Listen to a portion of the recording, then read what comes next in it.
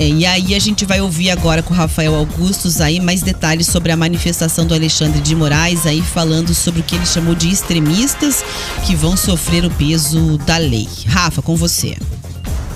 Pois é, Rafa, o presidente do Tribunal Superior Eleitoral e ministro do Supremo Tribunal Federal, Alexandre de Moraes, ele usou as redes sociais para reforçar o compromisso com a democracia.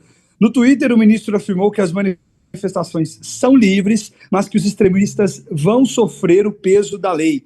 Abre aspas, o povo se manifestou livremente e a democracia venceu. O Brasil merece paz, serenidade, desenvolvimento e igualdade social. E os extremistas antidemocráticos merecem e terão a aplicação da lei penal. Fecha aspas. A fala foi feita na última segunda-feira, né? Mesmo em dia em que o ministro discursou em conferência em Nova York. No evento, Moraes falou sobre a importância da democracia e defendeu que hajam leis para evitar fake news e discursos de ódios nas redes sociais. Inclusive, aí a gente até viu alguns vídeos nas redes sociais, o ministro foi até vaiado quando saía aí do hotel que ele estava, né, durante essa conferência em Nova York, aí por manifestantes até lá em Nova York. Então, ele disse esse pronunciamento e falou que realmente quem foi contra a lei vai sofrer o peso dela agora. Volto com vocês aí no estúdio. Obrigada. Bom, para fechar aí esse ciclo, só vou registrar o seguinte, né? Porque até a audiência tá falando lá, né? Que a Carla Zambelli, depois que foi aos Estados Unidos e aí justificou as críticas que rebateu que estava fugindo por aquele episódio dos tiros, da arma lá. E que estava. No centro de São... Porque a lei era que não podia ter arma, né?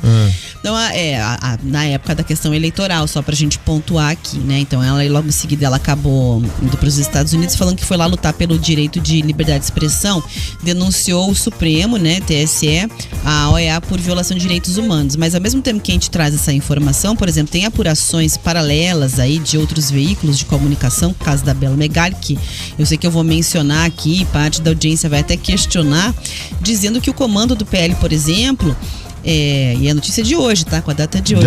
De agora, vem dizendo que a Carla Zambelli tá irritando o comando do PL, essa é a chamada, porque fica fazendo umas ações lacradoras aí para alimentar a própria plateia, que não colaboram, de repente, para exatamente o fortalecimento de Bolsonaro diante dessa pauta de questionamento das urnas, né? Então, obviamente, já teve aquela polêmica toda com a lei eleitoral do TSE, ela tá apresentando os questionamentos ao Supremo lá, OEA, parece que o Figueiredo tá junto, né?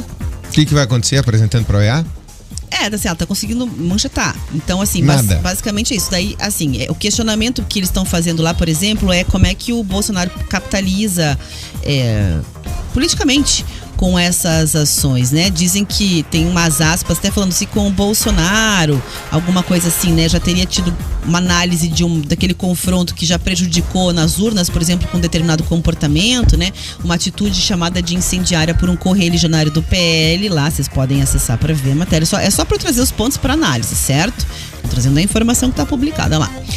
Diz que não constrói oposição política, que você joga para a própria plateia e acaba minando talvez o que seria uma espécie de credibilidade, digamos assim, uma construção de um nome forte de oposição. A Zambelli é responsável pela derrota do presidente Jair Bolsonaro também, e ela tem que saber disso.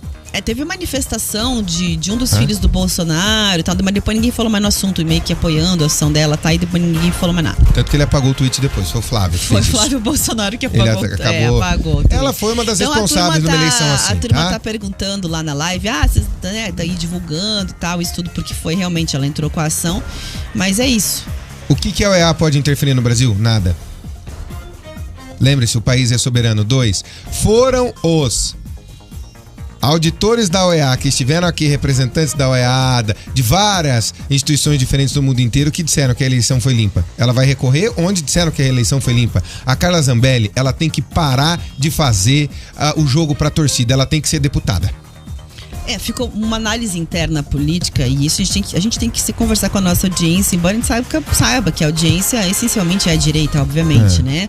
O episódio Mas é uma direita inteligente aqui. O episódio Roberto Jefferson e o episódio Carla Zambelli, não tem como você negar que para uma parcela do eleitorado teve ali um impacto. Você precisava do eleitorado temperado, daquele eleitorado de centro. Esse eleitor foi pro outro lado, quando ela sai dando tiros na véspera da eleição e quando o outro sai dando tiros em policial federal. Jogando granada com parafuso. Na PF teve presa em casa. Tá certo. Gente, eles foram responsáveis também por essa derrota, ainda mais sendo apertada. Então não é a questão do questionamento do STF que a gente está trazendo aqui não, tá? É só assim, até que ponto isso ajuda, por exemplo, a você realmente construir uma pauta de oposição ao governo, sendo que ela desrespeitou uma lei que estava valendo ali, TSE, as imagens que rodaram, a análise interna do episódio, né, Riva? Todo mundo sabe qual é. Eu não vou falar que eu não sou analista aqui, mas o ouvinte que acompanha a política, imagina aí se fosse você o candidato. Não.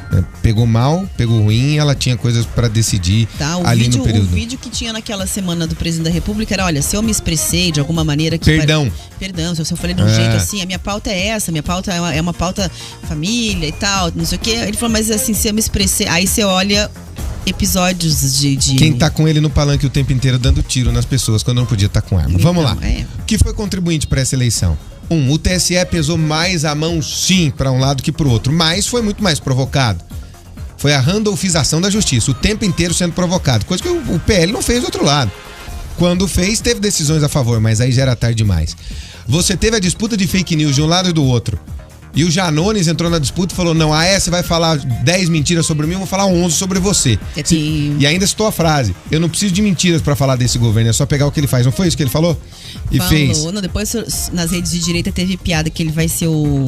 brincadeira, assim, memes, né? Que ele seria o novo ministro da verdade, sei lá. Outra. Teve parte da grande imprensa que foi a favor do Lula, mas teve. Ninguém aqui pode ser inocente de dizer que não. Tem vídeo de redação que mostra... Comemorando, fazendo festa. Tal, e eu não tô dizendo aqui que é certo ou que é errado. Mas que você teve manchetes desfavoráveis para um lado e favoráveis para o outro, é óbvio que você teve. Mas não mentirosas. Mentirosas não. Mas puxando para um lado que para o outro. Isso é um fato, tá aí. Agora, que você tirar o capeta pra dançar como Roberto Jefferson e dar voz pra Carla Zambelli, que é, em muitos momentos, destemperada naquilo que faz, dá nisso. O que a OEA vai fazer? Nada. Não vai mudar absolutamente nada dentro do nosso processo. O que esse pedido do PL faz? A princípio nada, porque ele se baseia na mesma ideia daquela live argentina que não foi pra lugar nenhum, e o que o TSE fez foi lá e desmentiu aquela auditoria apócrifa. Por quê? E mostrou, não, as urnas estão aqui, foram feitos os testes. Outra coisa, como é que você cancela a parte de uma eleição? Ou você cancela tudo, você não cancela nada. Vai cancelar um pedaço. Vai cancelar um pedaço de que jeito? Todo mundo vai perder voto. Entende? O PL, se fizer parte disso, ele perde o seu maior momento histórico, onde tem a maior bancada da sua vida. Não vai fazer. Foi só para dar um recado para quem estava ali no 15 de novembro manifestando que nós estamos de olho, com base no mesmo relatório apócrifo lá de Buenos Aires. E a oposição, atual situação, já deu um recado que não vai facilitar a vida de jeito nenhum para nada no Congresso. Principalmente o Senado vai ser extremamente desafiador. Olha o tamanho da bancada do PL no Senado, Rivarol. Imagina você ser oposição, tentar governar com aquela bancada. Vai dar muito trabalho. Se o PL fizer isso, vai acontecer com ele o mesmo que achou que ia acontecer com o Partido Republicano, que seria a onda vermelha lá. Lá vermelho é direita, é o contrário nos Estados Unidos, né? Lá o vermelho representa a direita, que é o republicano, que é o Partido Republicano. Achou-se que ia dominar tudo e não dominou nada. Enfraquece, porque você precisa do eleitor que não está nas duas pontas para vencer os pleitos. Acabei de falar aqui, parece que às vezes não me ouvem. O mesmo STF que tirou o Lula da jogada, pôs o Lula da jogada quando ele não deveria estar. E esse mesmo TSE pesou a mão mais para um lado do que para o outro, porque foi mais provocado por um lado que para o outro. É simples, gente. Essa é a lógica. A eleição legalmente acabou. Só tem um jeito de não ser empossado presidente da República no dia 1º. O ex-presidente Lula que virou presidente. Com ruptura institucional, o nome disso é ditadura militar. É o único caminho que ninguém quer, porque o Brasil viraria um pária mundial. Aí, a tal da Venezuela, que tanto falam que vai existir, ela vai existir de verdade pra gente. É hora de proposição, bater forte, reconhecer o que aconteceu e cobrar. E cobrar muito forte. E acima de tudo, falar pra justiça, o teu lugar é julgando. o teu lugar não é participando de pleito nenhum. Um Senado ativo, né, Ivan? Que é o caminho, não é verdade? Um Senado, como o eleitor deixou claro que quer um Senado que tenha aí, digamos assim, um controle maior com os nomes que integram o Supremo Tribunal Federal para não ter ativismo judicial, Chega né? de Não é ativismo isso? judicial. Que os eleitores deram um recado bem claro com a composição que escolheram para o Senado Federal. E que a oposição venha forte, venha preparada e marque pontos cobrando, obviamente, em cima do governo, porque esse é o papel de qualquer oposição, seja qual lado for, é isso que a oposição faz. É isso, certo? Chega de ativismo judicial. Nós, como sociedade, temos que cobrar isso. Cada poder no seu canto. Um interferiu no outro nos últimos 4 anos. Um quis intimidar o outro e peitar o outro. E ninguém tá vendo que quem tá mandando de verdade hoje no Brasil quem é? Quem tem as rédeas nas mãos de verdade no Brasil quem é?